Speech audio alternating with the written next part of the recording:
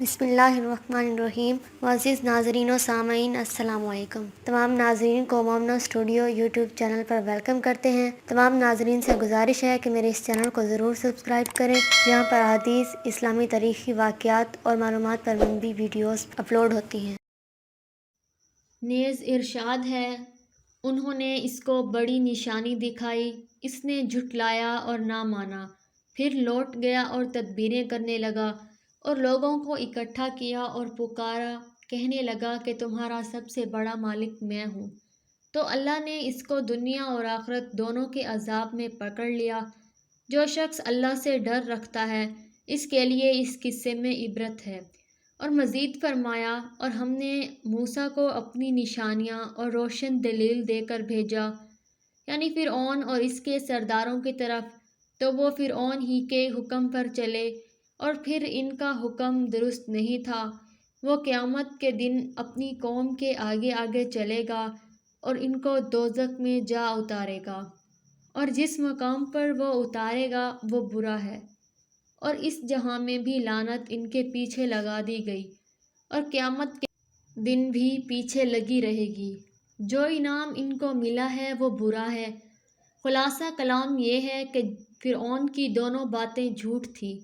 یہ بھی میں تمہیں وہی رائے دے رہا ہوں جسے درست رائے سمجھتا ہوں، اور یہ بھی کہ میں تمہیں بھلائی کی راہ بتا رہا ہوں۔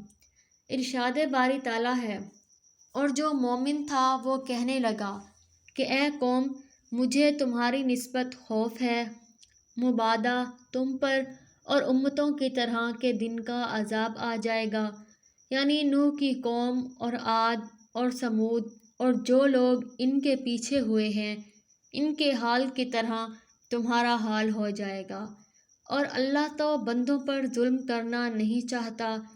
اور اے میری قوم، مجھے تمہاری نسبت پکار کے دن یعنی قیامت کے دن کا خوف ہے، جس دن تم پیٹ پھیر کر قیامت کے دن سے بھاگو گے۔ اس دن تم کو کوئی عذاب اللہ سے بچانے والا نہیں ہوگا، اور جس شخص کو اللہ گمراہ کرے اس کو کوئی ہدایت نہیں دینے والا۔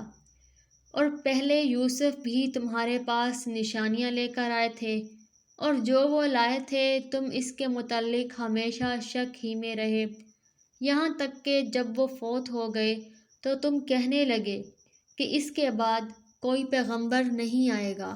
اور اسی طرح اللہ تعالیٰ اس شخص کو گمراہ کر دیتا ہے جو حد سے نکل جانے والا اور شک کرنے والا ہو۔ جو لوگ بغیر اس کے کہ ان کے پاس کوئی دلیل آئی ہو، اللہ کی آیتوں میں جھگڑتے ہیں، اللہ کے نزدیک اور مومنوں کے نزدیک ان کا یہ جھگڑا نہایت ناپسند ہے۔ اسی طرح اللہ ہر منکر سرکش کے دل پر مہر لگا دیتا ہے۔